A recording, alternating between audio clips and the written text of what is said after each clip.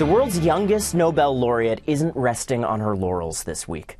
Malala Yousafzai is meeting with world leaders. Canadian Prime Minister Stephen Harper was scheduled to bestow honorary Canadian citizenship on the Pakistani 17-year-old on Wednesday, until tragedy struck with shootings in the Canadian capital. It's an event that makes all the more timely the message of this young woman, who was just 15 when she famously survived a shooting by Islamic extremists, trying to silence her calls for girls' education. I had the honor of sitting down with Malala this week at the Forbes 30 Under 30 Summit in Philadelphia, her first interview since being awarded the Nobel Peace Prize. I asked her about those conversations with world leaders and why she took a stand against drone strikes during a private Oval Office conversation with President Obama. My message was very simple. I said that instead of sending guns, send books. Instead of sending weapons, send teachers. So this was my simple message, and I said that these countries, the developed countries, they should start focusing on education, and this is how we are going to develop and go forward. Then the second was the drone attacks, because when it comes to drone attacks, it is true that in drone attacks 2 or 3 terrorists are being killed, but along with that, civilians are also targeted. And this, instead of like terrorists are killed because of drone attacks, but terrorism is increased and terrorism spread more and more. So if the drone attacks continue, terrorism will spread and more people will become terrorists, because if a child's father is killed, that child can become a terrorist. So we need to find other solutions against terrorism. We need to focus on education, what kind of education we have, what kind of society we have. Do we give equal rights to every child? Why has this child become a terrorist? So we need to find all these issues and then try to find a peaceful solution for it.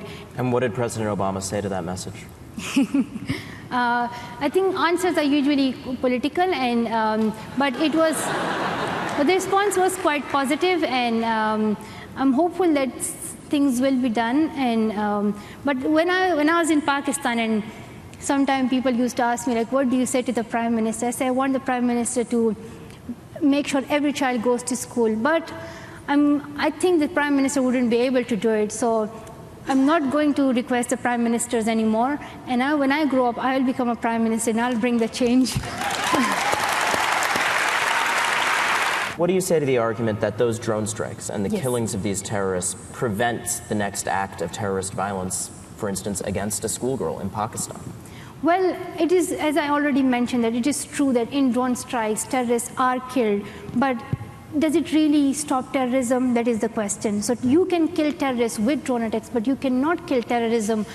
Rather than spending all this money on these wars, on these military things, you should spend it on education. That is the best way to fight against ignorance, to fight against terrorism, and to fight against all these conflicts that we are facing today. So that's what I ask, that there is a lot of money being spent on these military activities. So if that money is spent on education, you will see a big change. And what do you say to people who are searching for that message of hope in the wrong places? There was news today of several young American girls arrested trying to join the ISIS fight, to fight on ISIS's behalf.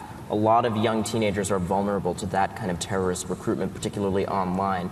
What is your message to those young people?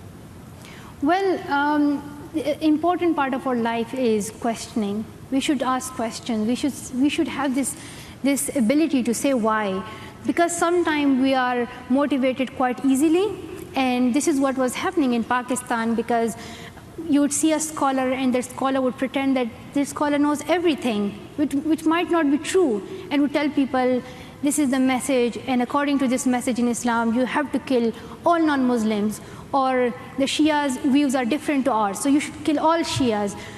So we have created this idea that you are not allowed to question, but I think we should encourage the youngsters, the young generation, that you should ask questions like, why? Who said this to me? Why should I kill someone else? Why should I join a fight? Is this God wants me to do? So I think questioning is a very important part of our life. And wars and conflicts, I think these are never going to help Islam in any way, neither is going to help us in any way. Wars are always the killing of people. It's nothing else, just killing people. What is your faith about? What is the proper use? Well, the word Islam means peace, and for me Islam is a religion of peace, a religion of brotherhood, humanity, love, tolerance. So I think this is the real, we need to understand what real Islam means. As far as I know, Islam has always given the message of justice, and I strongly believe in Islam, and I'm proud to be a Muslim. But there are a few people who have shown this bad image of Islam, and they are misusing it for their personal benefits, and they are misguiding people and they are saying that what we are doing is right because we are doing it in the name of Islam, which is not true. So I think we need to also give this message of what real Islam says. Up next, more of my exclusive interview with Malala, who reveals vivid memories of the terrorist attempt on her life. You won't want to miss it.